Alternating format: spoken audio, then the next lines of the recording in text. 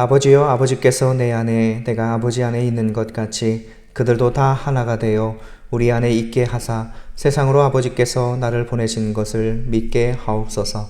아멘. 하나님은 영이시니 예배하는 자가 영과 진리로 예배할지니라. 아멘.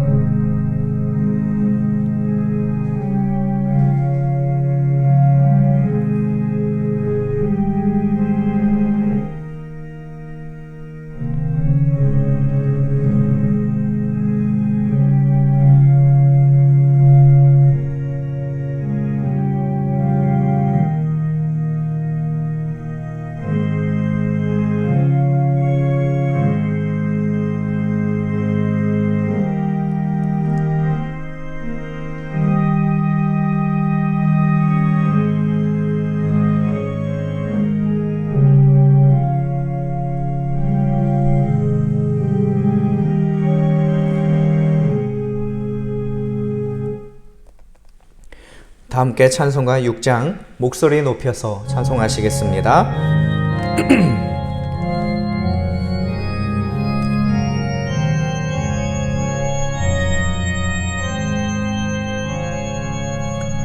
목소리 높여서 주 찬양하여라. 영광과 권세와 존귀와 위엄을 온누리 다스리시는 만왕의 왕께 돌려라. 아멘. 우리의 믿음을 사도신경으로 고백하겠습니다. 전능하사 천지를 만드신 하나님 아버지를 내가 믿사오며 그 외아들 우리 주 예수 그리스도를 믿사오니 이는 성령으로 잉태하사 동정녀 마리아에게 나시고 본디오 빌라도에게 고난을 받으사 십자가에 못 박혀 죽으시고 장사한 지 사흘 만에 죽은 자 가운데서 다시 살아나시며 하늘에 오르사 전능하신 하나님 우편에 앉아 계시다가 저리로서 산 자와 죽은 자를 심판하러 오시리라. 성령을 믿사오며 거룩한 공회와 성도가 서로 교통하는 것과 죄를 사하여 주시는 것과 몸이 다시 사는 것과 영원히 사는 것을 믿사옵나이다. 아멘. 다 함께 교독문 20번 성시교독 하시겠습니다. 시편 33편 말씀입니다. 함께 교독하시겠습니다. 너희 의인들아 여호와를 즐거워하라. 찬송은 정직한 자들이 마땅히 할 바로다. 수고로 여호와께 감사하고 열 줄 비파로 찬송할지어다. 새 노래로 그를 노래하며 즐거운 소리로 아름답게 연주할지어다. 여호와의 말씀은 정직하며 그가 행하시는 일은 다 진실하시도다. 그는 공의와 정의를 사랑하시며 세상에는 여호와의 인자하심이 충만하도다. 여호와의 말씀으로 하늘이 지음이 되었으며 그 만상을 그의 입 기운으로 이루었도다. 그가 바닷물을 모아 무더기같이 쌓으시며 깊은 물을 곳간에 두시도다. 온 땅은 여호와를 두려워하며 세상의 모든 거민들은 그를 경외할지어다. 아멘. 예배와 말씀을 위해서 송대천 전도사님 기도해 주시겠습니다. 거룩하신 하나님 아버지, 오늘도 이 주일을 허락하시고 주님의 이름을 찬양하도록 부르시며 인도하신 하나님을 찬양하게 하시니 감사드립니다. 이 시간 온전히 창조주이시며 구원자 되시는 주님께 예배드리게 하옵소서. 그러나 주님, 하나님을 기쁘시게 해야 하는 저희의 삶의 모습이 죄로 가득하여 하나님을 멀리하고 하나님의 말씀을 기억하고 따르지 않으며 내 뜻과 내 의지로 살았음을 고백합니다. 주님, 은혜를 더하여 주셔서 다시금 하나님을 기쁘시게 하는 삶으로 하나님의 말씀을 의지하고 순종하도록 우리의 삶을 인도하여 주시옵소서. 주님이 나라를 지켜주셔서 안타깝고 또 연약한 사회와 국민의 삶이 주님 안에서 건강하게 또 또 다시금 새롭게 이 나라와 사회와 또 국민의 삶이 되도록 인도하여 주시옵시고, 코로나와 또 여러 재해로부터 피해 입은 이들이 빠르게 회복을 경험할 수 있도록 주님 큰 은혜를 더하여 주시옵소서. 또 사랑이 많으신 하나님, 북성실 교회와 모든 성도님들이 하나님을 믿는 성도로서 주어진 삶과 믿음의 삶을 신실하게 또 진실하게 또 충성되게 하나님께 순종하며 살아가도록 은혜를 더하여 주시옵소서. 우리 이천희 담임 목사님께 영육간의 강건함을 더하여 주셔서 맡은 사역을 잘 이루어가도록 인도하여 주시옵시고, 또한 코로나로 인해 또 여러 질병으로 인해 아픔 중에 있는 성도님들 긍휼을 베풀어 주셔서 주님께서 치료하시는 귀한 은혜를 체험받게 하여 주시옵소서. 또 주님의 귀한 주일학교 학생들을 기억하여 주셔서 우리 귀한 유치부, 유초등부, 중고등부, 청년부까지 하나님을 믿는 믿음으로 살아가게 하시고 주님의 귀한 자녀들로 성장하도록 은혜를 더하여 주시옵소서. 하나님을 찬양하며 예배드리는 우리 귀한 주일학교 되도록 주님 축복하여 주시옵소서. 오늘 말씀 전하시는 이천희 담임 목사님께 성령의 충만함을 허락하여 주셔서 하나님의 살아있는 말씀이 그대로 전파되도록 이 시간 임재하여 주시옵시고, 말씀 듣는 모든 주님의 백성들에게 말씀의 지혜와 소망을 더하여 주셔서 하나님의 말씀을 들음으로 끝나는 것이 아니라 그 들은 말씀을 통하여서 그 말씀에 순종하며 살아갈 수 있도록 은혜와 능력을 더하여 주시옵소서. 우리를 사랑하시는 예수 그리스도의 이름으로 기도드렸습니다. 아멘.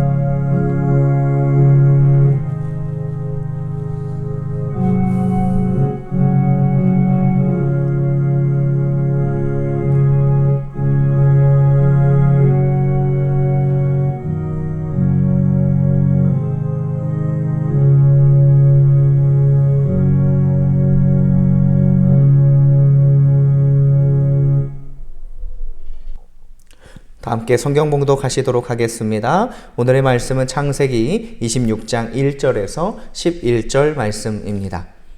창세기 26장 1절에서 11절 말씀입니다.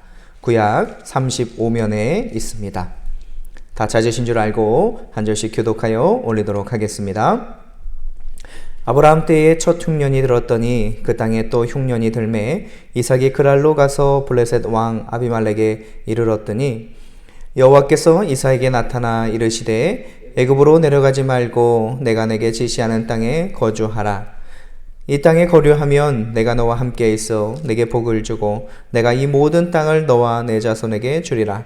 내가 내 아버지 아브라함에게 맹세한 것을 이루어 내 자손을 하늘의 별과 같이 번성하게 하며 이 모든 땅을 내 자손에게 주리니 내 자손으로 말미암아 천하 만민이 복을 받으리라. 이는 아브라함이 내 말을 순종하고 내 명령과 내 계명과 내 율례와 내 법들을 지켰음이라 하시니라. 이삭이 그랄에 거주하였더니 그곳 사람들이 그의 아내에 대하여 물으매 그가 말하기를 그는 내 누이라 하였으니 리브가는 보기에 아리따움으로 그곳 백성이 리브가로 말미암아 자기를 죽일까 하여 그는 내 아내라 하기를 두려워함이었더라. 이삭이 거기 오래 거주하였더니 이삭이 그 아내 리브가를 꾀하는 것을 블레셋 왕 아비멜렉이 창으로 내다 본지라. 이에 아비멜렉이 이삭을 불러 이르되 그가 분명히 내 아내거늘 어찌 내 누이라 하였느냐. 이삭이 그에게 대답하되 내 생각에 그로 말미암아 내가 죽게 될까 두려워하였음이로라. 아비멜렉이 이르되 내가 어찌 우리에게 이렇게 행하였느냐. 백성 중 하나가 내 아내와 동침할 뻔하였도다. 내가 죄를 우리에게 입혔으리라. 함께 아비멜렉이 이에 모든 백성에게 명하여 이르되 이 사람이나 그의 아내를 범하는 자는 죽이리라 하였더라. 아멘. 오늘은 창세기 26장 1절에서 11절 통하여서 아들 내게도 라는 제목 아래 목사님 말씀 듣겠습니다. 할렐루야. 주님 안에서 한 주간도 여러분 평안하셨죠? 오늘도 부름을 받은 우리들이 주님의 귀한 부활의 날을 감사하며 함께 모여 예배드릴 수 있게 하신 것을 감사합니다. 오늘은 본문 창세기 26장에 있는 말씀을 가지고 아들 내게도 라는 제목으로 말씀을 증거하려고 합니다. 솔로몬은 자식에 대한 표현을 이렇게 말씀하고 있습니다. 보라, 자식들은 여호와의 기업이요 태의 열매는 그의 상급이로다. 현대인의 번역 성경은 자녀는 여호와께서 주신 선물이며 상급으로 주신 그의 축복이다라고 번역했습니다. 그리고 솔로몬은 127편 4절로 5절에 젊은 자의 자식은 장사의 수중의 화살과 같으니 이것이 그의 화살통에 가득한 자는 복되도다. 그들이 성문에서 그들의 원수와 담판할 때에 수치를 당하지 아니하리로다. 이 말씀은 자식은 장사의 수중의 화살과 같다. 큰 힘과 무기와 같다. 이것이 화살통에 가득한 자녀들이 잘 가득한 사람은 복이 있고 또 자녀들이 가득한 사람은 성문에서 원수와 담판할 때에 수치를 당하지 않는다 했습니다. 가정이나 국가의 장래가 우리의 자녀들에게 있습니다.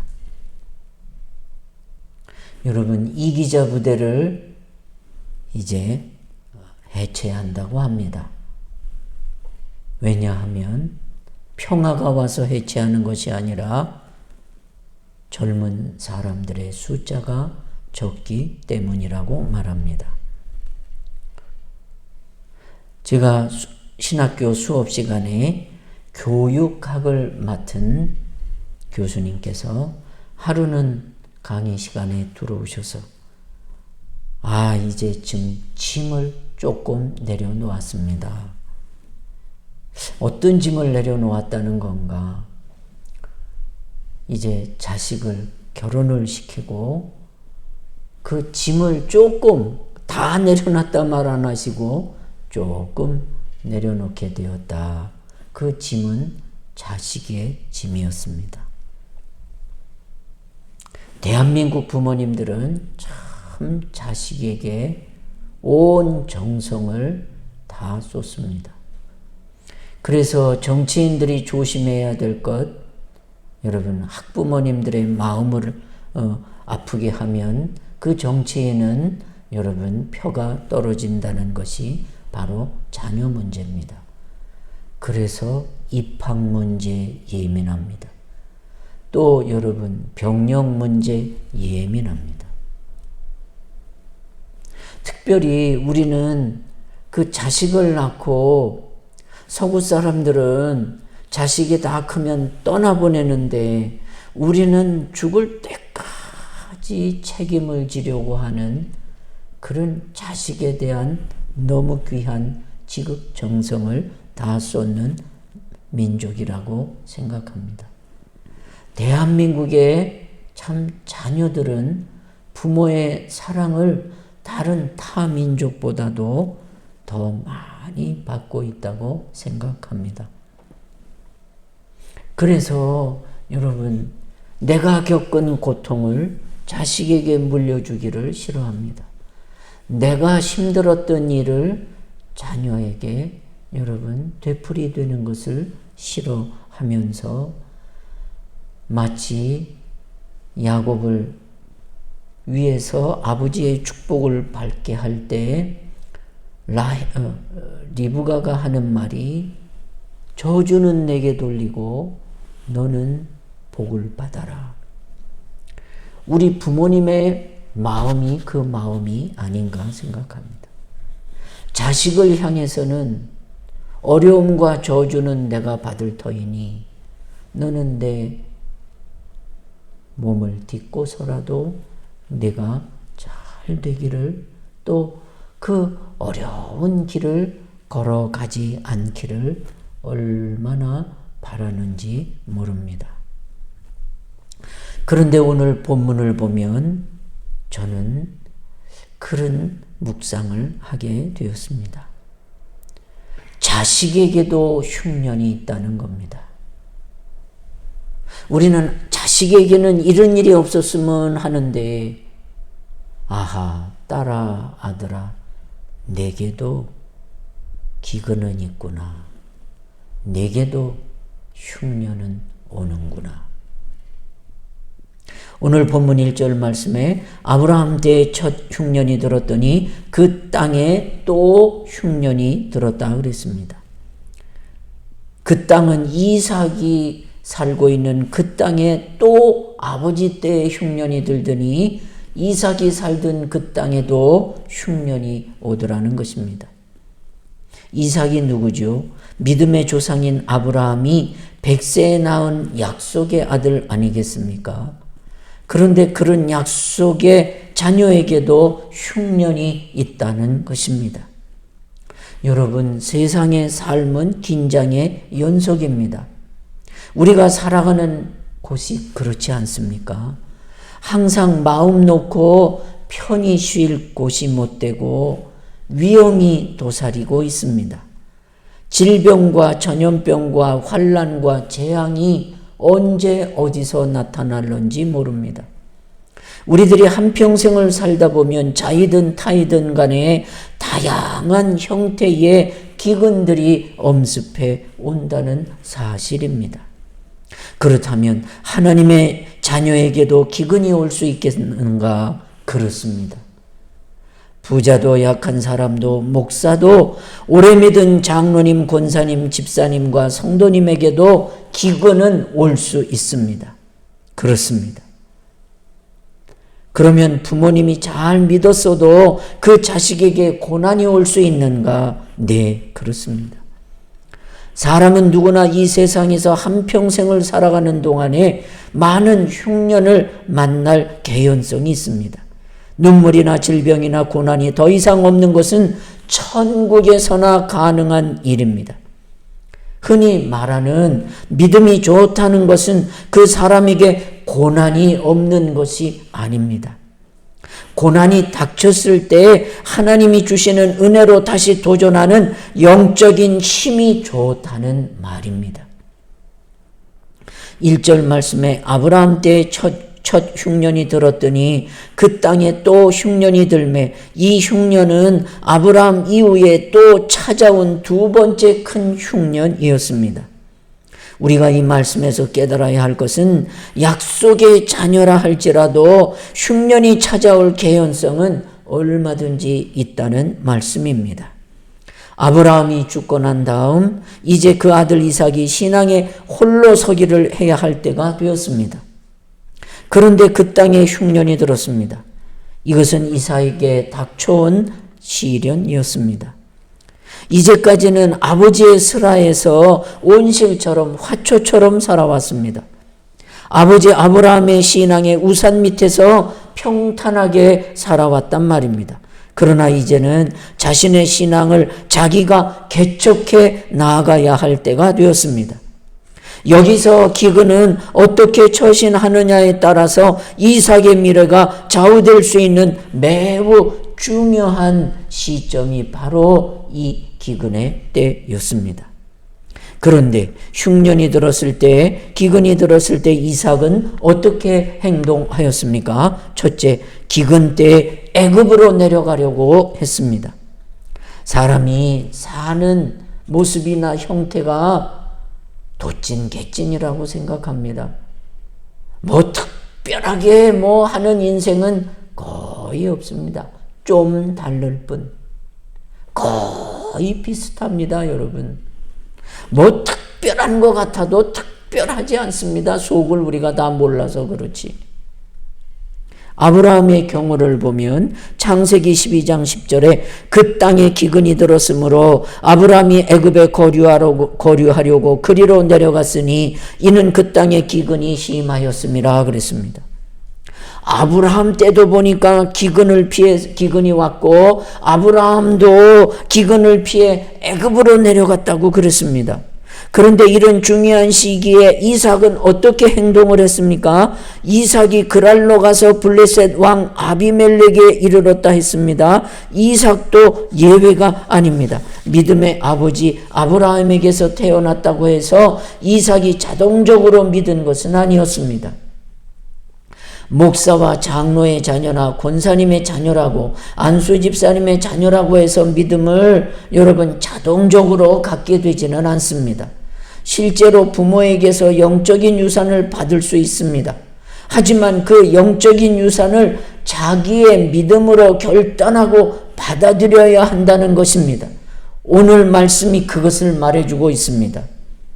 1절 말씀을 보면 인생의 위기 상황에 대한 이삭은 첫 반응으로 블레셋 땅인 그랄로 내려갔지만 원래 이삭의 최종 목적지는 그랄이 아니라 애굽 땅이었습니다. 성경에서 애굽이라는 곳은 물질적으로는 풍요로운 곳이지만 영적으로는 타락한 세상을 상징하는 장소입니다. 이삭은 자신의 생활에 기근이 왔을 때 하나님의 뜻과는 상관없이 인간의 상황과 환경을 보면서 위기를 대처하려 했습니다. 2절 말씀을 보니 하나님께서는 이삭이 그랄에 도착했을 때 더 이상 애굽으로 내려가는 것을 일단 멈추게 하시고 그랄 땅에 일단 머물 것을 명하셨습니다. 여호와께서 이삭에게 나타나 이르시되 애굽으로 내려가지 말고 내가 네게 지시하는 땅에 거주하라. 그러면 하나님은 왜 이삭이 애굽으로 내려가는 것을 막으셨을까요? 그것은 보다 영적인 이유가 있었습니다. 하나님께서는 당신의 자녀가 영적으로 혼탁한 장소와 혼탁한 사람들과 교류하는 것을 원하지 않았습니다. 그래서 애굽 땅으로 내려가지 못하도록 하신 것입니다. 둘째, 이삭은 아브라함과 같은 행동을 하였습니다. 창세기 12장 11절로 13절 말씀을 보면 그가 애굽에 가까이 이르렀을 때 아브라함이 애굽 땅에 가까이 이르렀을 때 그의 아내 사레에게 말하되 내가 알기에 그대는 아리따운 여인이라 애굽 사람이 그대를 볼 때에 이르기를 이는 그의 아내라 하여 나는 죽이고 그대는 살리니 원하건대 그대는 나의 누이라고 했으면 좋겠다라고 말합니다. 아브라함은 만약 사레를 자신의 아내라고 말하면 자기 아내가 미인이기 때문에 그 자기 아내를 빼앗고 자신은 죽일 것이라는 두려움이 있었던 것 같습니다. 그래서 아브라함은 애굽에 도착하기 전에 아내에게 애굽에 도착하거든 나를 남편이라고 부르지 말고 오라버니라고 당신의 여동생이라고 부르라고 말합니다. 믿음의 사람 아브라함이었지만 그의 믿음도 이렇게 여러분 넘어질 때도 있고 실수할 때도 있었습니다.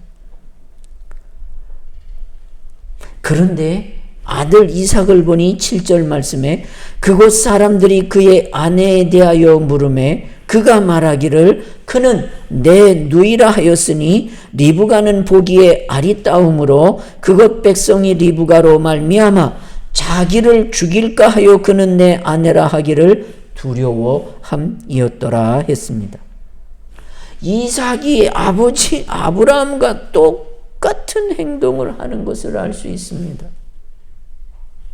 아브라함이 자신의 생명을 보존하기 위해서 아내 사레를 여동생이라고 속였듯이 이삭도 자신의 생명을 보존하기 위해서 아내 리브가를 여동생이라고 속인 것입니다.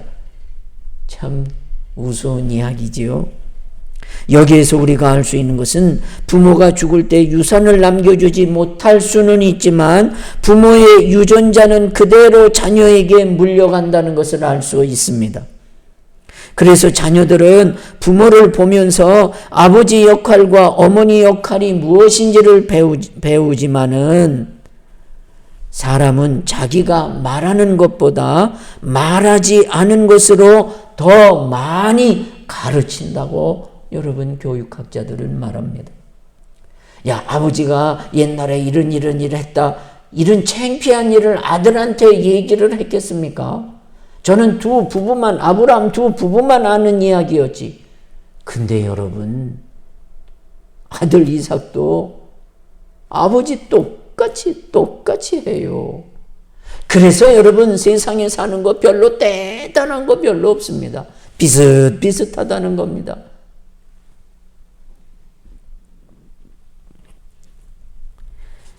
여러분, 하나님의 백성은 세상의 힘으로 사는 것이 아니라는 교훈입니다. 우리가 살기가 힘들고 어려워도 애굽과 같은 세상으로 내려가면 안 됩니다. 믿음의 사람들은 세상의 방식으로 살아가면 안 되고 오직 믿음으로 나가야 살 길이 열리고 축복을 누릴 수 있습니다. 그래서 시편 1편 1절에 복 있는 사람은 악인들의 꾀를 따르지 아니하며 죄인들의 길에 서지 아니하며 오만한 자들의 자리에 앉지 아니한다 했습니다. 세상 사람 따라가면서 사는 거 아니라는 겁니다. 세상 사람 따라서 악을 따르고 또 죄인들의 길에 서고 오만한 자리에 앉지 말라고 말합니다. 믿음의 조상 아브라함도 기근과 흉년 때문에 애굽으로 내려갔다가 망신을 당하고 말았습니다. 믿음의 사람은 하나님 말씀에 불순종하고 세상으로 내려가면 낭패를 당합니다. 그래서 하나님의 은혜를 기대하며 살고 기도하며 믿음으로 살아야 되는 줄 믿습니다. 하나님의 백성은 세상의 힘으로 사는 것이 아니라 하나님의 은혜로 살아야 합니다. 그래서 이사야 31장 1절에 도움을 구하러 애굽으로 내려가는 사람들은 화가 있겠다 그랬습니다. 기근을 만났을 때 애굽으로 내려가려고 하면 화가 있습니다. 그래서 이삭에게 나타나셔서 하나님은 애굽으로 내려가지 말라 명령하시는 겁니다. 하나님께서는 이 땅에서 우리가 어려움을 당하거나 큰 일을 행할 때마다 말씀을 주시고 그 일을 행사하도록 허락하십니다. 그것을 레마라고 그렇게도 어느 분들은 말합니다. 그때그때 필요한 말씀을 설교를 중에서도 꿈을 통해서도 그리고 여러분 기도 중에도 그리고 말씀을 읽는 중에도 그때그때 그 위기와 그리고 어려움이 있을 때 하나님은 말씀하신다는 겁니다. 때로는 어떤 사건을 보고 나도 저러면 저래 하는 그런 감동도 받게 하시는 겁니다. 솔로몬은 전도서 2장 22절로 23절에 사람이 이 세상에서 애쓰고 수고하여 얻은 것이 무엇인가? 평생을 수고하여도 근심과 고통뿐이며 그 마음이 밤에도 쉬지 못하니 이것도 헛된 것이다. 그러면서 전도서 2장 24절에 사람이 먹고 마시며 수고하는 것보다 그의 마음을 더 기쁘게 하는 것은 없나니 내가 이것도 본즉 하나님의 손에서 나오는 것이로다. 여러분, 은혜롭고 축복된 믿음, 그리고 여러분 자녀들에게 여러분 정말 먹고 마시며 즐거운 삶을 살 수 있는 그 삶의 길이 오늘 솔로몬은 우리에게 그의 믿음의 경험을 통해서 교훈해 주시고 있습니다. 하나님 손에서 나오는 것을 붙잡아야 되지 않겠습니까? 그렇다면 하나님 손을 붙잡는 그 손이 여러분 은혜로운 손이요 그리고 축복된 손이 되지 않겠습니까? 여러분 재산을 물려주려고 땅을 물려주려고 여러분 여러 가지를 물려주려고 애쓰는 것도 자기의 여러분 형편을 따라 수고하고 애쓰는 것도 귀하지만 그렇다고 여러분 환난이 없거나 그렇다고 여러분 모든 기근에서 면제되는 인생은 없지 않겠습니까? 그렇다면 여러분 하나님의 손을 붙잡아야 되지 않겠습니까? 다윗은 시편 37절 25절 26절에 내가 어려서부터 늙기까지 의인이 버림을 당하거나 그의 자손이 걸식함을 보지 못하였도다. 그는 종일토록 은혜를 베풀고 구워주니 그의 자손이 복을 받는도다. 종일토록 은혜를 베풀고 꾸어주는 자손이 되려면 어떻게 해야 되는가? 다윗은 말합니다. 여호와께서 사람의 걸음을 정하시고 그의 길을 기뻐하시나니 그는 넘어지나 아주 엎드러지지 아니함은 여호와께서 그의 손으로 붙드심이로다. 여러분, 엎드러지지 않고 여러분 그 길을 정해주시는 길로, 기뻐하는 길로 갈 수 있는 길이 있습니다.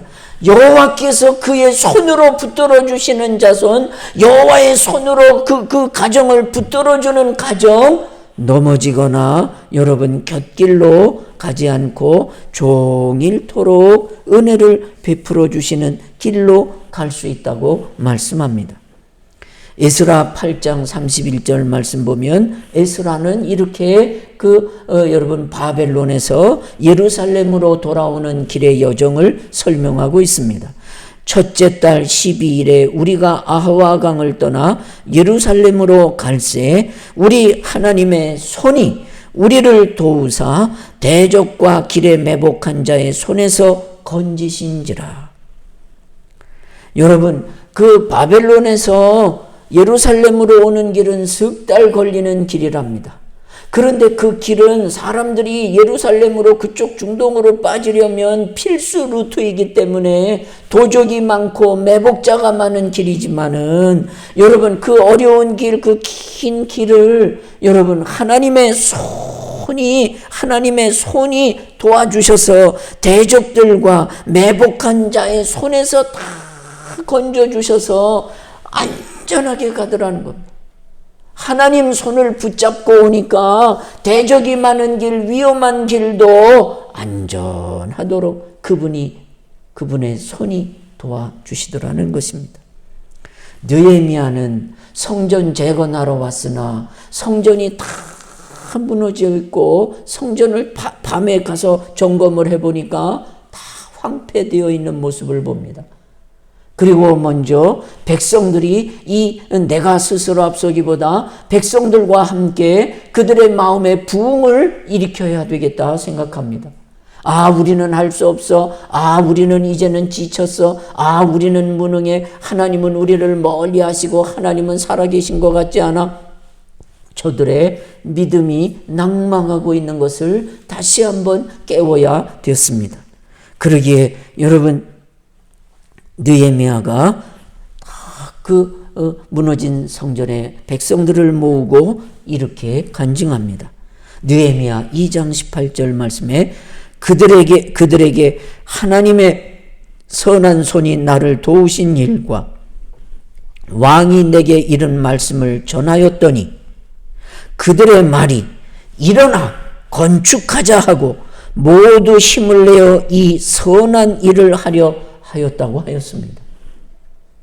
느헤미야가 그 왕의 술 맡은 관원장으로 있으면서 금식하며 하나님 그 동포들로부터 받은 소식이 예루살렘 성전이 무너지고 아주 형편없고 백성들이 사는 것이 형편없다는 말을 듣고 금식하며 울며 기도하고 있을 때에 왕이 느헤미야를 보고 너 얼굴이 왜 그러느냐? 누가 너를 괴롭히느냐? 무슨 고민이 있느냐? 그럴 때 왕 앞에 솔직히 말합니다. 내 백성들이 굶주리고 하나님의 성전이 무너져서 우리 하나님의 성전이 무너진 만큼 우리 백성들이 무너져 있습니다. 우리 백성들이 다시 회복되고 저들이 일어나는 길은 하나님의 성전을 일으키는 그 믿음의 용기가 있을 때 하나님께서 우리를 다시 일으켜 주실 것입니다. 그러니 나로 하여금 저 성전을 재건하러 갈 수 있도록 도와주시면 안 되겠습니까? 그러자 왕이 그래? 가거라. 그리고 그 성전 재건할 수 있는 모든 물자까지 다 되어주셨는데 그토록 역사하신 분이 하나님의 선한 손이 나를 도와주셔서 여러분 내가 가지고 있는 저 제목들과 저 성전 보수에 쓸 그 물자들을 보십니까? 그리고 우리들을 호위하며 온 저 바벨론의 군대들을 여러분 보십니까? 저 일들은 다 선한 하나님의 손이 우리로 하여금 다시 다시 성전을 짓고 무너진 내 집, 무너진 내 성전, 무너진 내 가정을 이 성전과 함께 일으키시도록 하나님의 선한 손이 나를 도와주심과 같이 우리를 도우시려고 그 하나님의 선한 손이 역사한 것을 여러분 믿고 우리가 힘을 내어 다시 한번 무너진 성전을 재건합시다 외칠 때 백성들이 그 말씀을 듣고 하나님의 선한 손의 역사의 그 간증을 듣고 저들이 일어나 힘을 내어 성전 재건을 성공하지 않습니까? 그렇다면 여러분 우리 자손들과 그리고 우리가 이 하나님의 선한 손을 어떻게 여러분 체험받을 수 있겠습니까? 에스라 8장 22절에 우리가 전에 왕에게 아뢰기를 우리 하나님의 손은 자기를 찾는 모든 자에게 선을 베푸시고 자기를 배반하는 모든 자에게는 권능과 진노를 내리신다 하였음이라. 우리 하나님의 손은 특별한 사람이 아니라 자기를 찾는 모든 자에게 이 선한 손에 선을 베푸시고 자기를 배반하는 모든 자, 하나님의 선한 손을 찾지 아니하는 모든 등 돌린 자들에게는 진노를 내리신다 말씀하셨습니다. 하나님의 손은, 하나님의 도움은 자기를 찾는 모든 사람에게 하나님의 은혜를 베푸십니다. 여호와를 앙망하는 자는 독수리 날개치며 올라간 같은 새 힘을 얻게 해 주십니다. 여러분, 우리 가정도 우리의 자녀도 아들 너에게도 환난이 있듯이 이 환난을 이길 수 있도록 먹고 마시며 즐거워하는 것이 여호와의 손에서 나온다고 말씀하셨던 그 손을, 여호와의 손을 붙잡는 가정과 자손들이 될 수 있기를 예수님의 이름으로 소원합니다. 기도 올리겠습니다. 하나님, 우리는 자녀들을 향해 모든 환난과 고난은 내가 받을 터이니 너희들은 꽃길을 걸었으면 좋겠다 하는 것이 부모의 소원이요 부모의 바람일진데, 그러나 사람 사는 여건이 다 비슷하여서 아브라함 때에 기근이 들었다 하였었더니 아들 때에도 같은 기근이 들은 것을 볼 때 하나님, 정말 인생에 특효약은 없습니다. 우리에게 가르쳐 주신 귀한 은혜는 바로 여호와의 손, 하나님의 손을 붙잡고 나아갈 때 하나님 승리를 주시고 은혜를 주시고 환난이 도리어 하나님 풍랑이 바뀌어 하나님 은혜가 되게 하시고 반석이 되게 하심과 같이 도움을 청하러 애굽으로 내려가는 사람이 아니라 하나님의 선한 손의 도움을 받기 위하여 하나님을 열심히 찾고 하나님의 손을 붙잡는 가정과 믿음이 되게 하여 주셔서 하나님 손으로부터 공급받는 선한 역사와 은혜로 숨가쁘고 쉴 날 없는 이 인생길을 넉넉히 감당할 수 있도록 저희들의 믿음을 긍휼히 여기시고 도와주옵소서. 예수님의 이름으로 기도 올렸습니다. 아멘. 감사합니다. 교회 앞에 소식 전할게요. 이렇게 여러분 또 10월에도 9월에도 은혜를 사모하는 열심을 가지고 열심히 모여주기를 힘쓰는 여러분께 감사드리고 하나님께 또한 감사드립니다. 또 코로나와 독감으로부터 안전하도록 여러분 조심해 주시면 참 좋겠고요. 그리고 기도해 주시고 또 자녀들의 믿음 성장 또 수험생들을 위해서 여러분 기도해 주시고 질병 중에 성도의 치료와 가정의 여러분 기도가 많이 응답되어서 정말 여호와의 손에서 나오는 기쁨이 있기를 소원합니다. 또 우리 화요 기도회가 화요일 오전 10시에 교육관에서 있는 것 기억하시고 참여해 주시고 매주 금요일 9시에 다락방 기도회에도 여러분 열심히 나와 주실 뿐만 아니라 우리 청년들과 주일학교 학생들 여러분 열심히 좀 권면해 주셔서 주일을 잘 성수하는 일에 여러분의 가정에 도움을 부탁을 올립니다. 다 함께 찬송가 432장 큰 물결이 설레는 어둠바다 찬송하시겠습니다.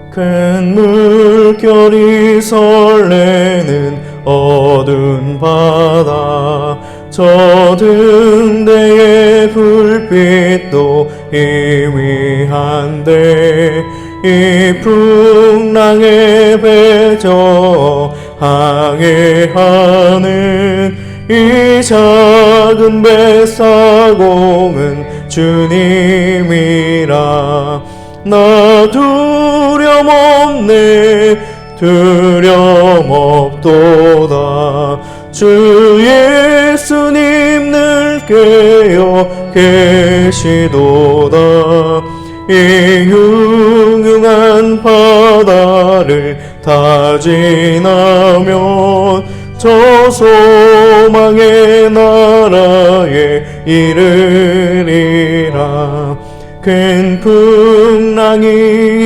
배를 위협하며 저 깊은 물이 벌려 달려드나 이 바다에 노져 항해하는 이 작은 뱃사공은 주님이라 나 두려움 없네 두려움 없도다 주 예수님 늘 깨어 계시도다 이 흉흉한 바다를 다 지나면 저 소망의 나라에 이르리라 큰 소리로 물결을 명하시며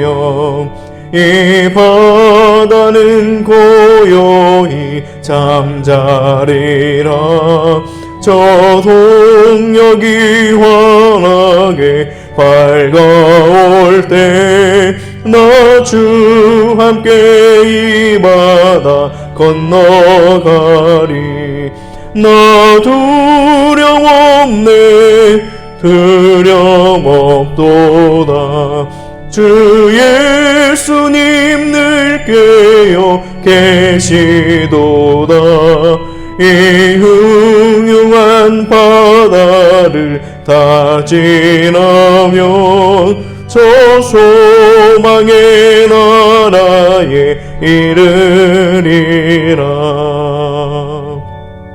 아멘. 목사님 나오셔서 축도로 모든 예배를 마치겠습니다.